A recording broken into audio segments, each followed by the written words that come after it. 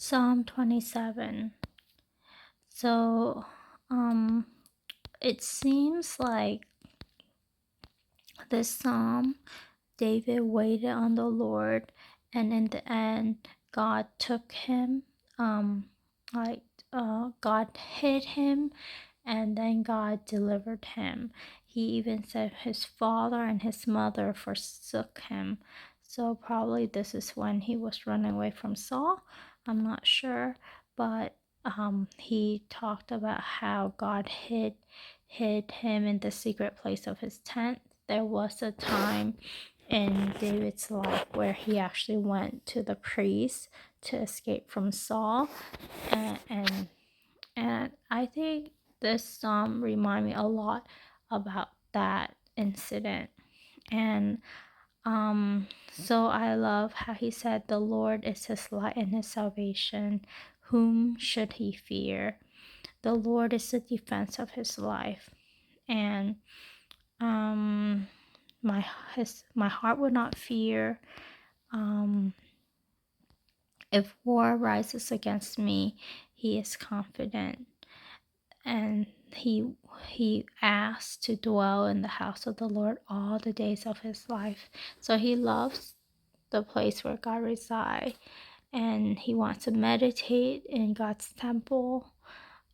So he will offer sacrifices in God's tent with shouts of joy. He will sing praises to the Lord. And so it's such, like, David has such a heart that loves God and loves the things of God and loves to meditate on God's word. I don't understand how someone who's like that can commit murder and adultery, but he did that.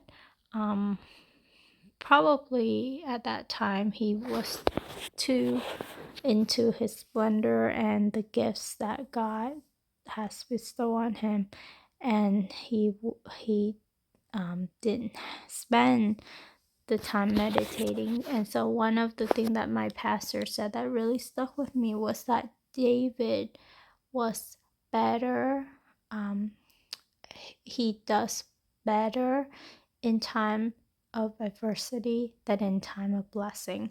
And I think a lot of us fall into that trap.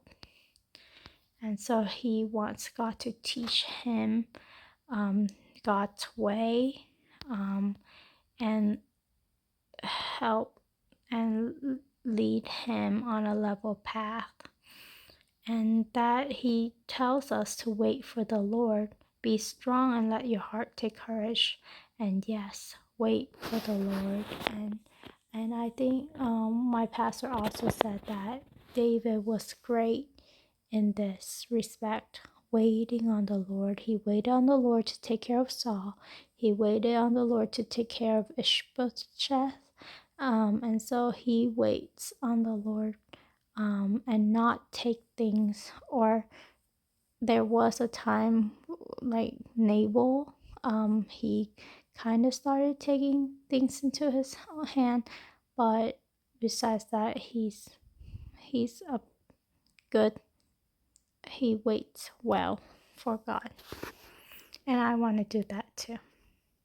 I don't want to be like Abraham and Sarah, who takes matter into their own hand before God's timing.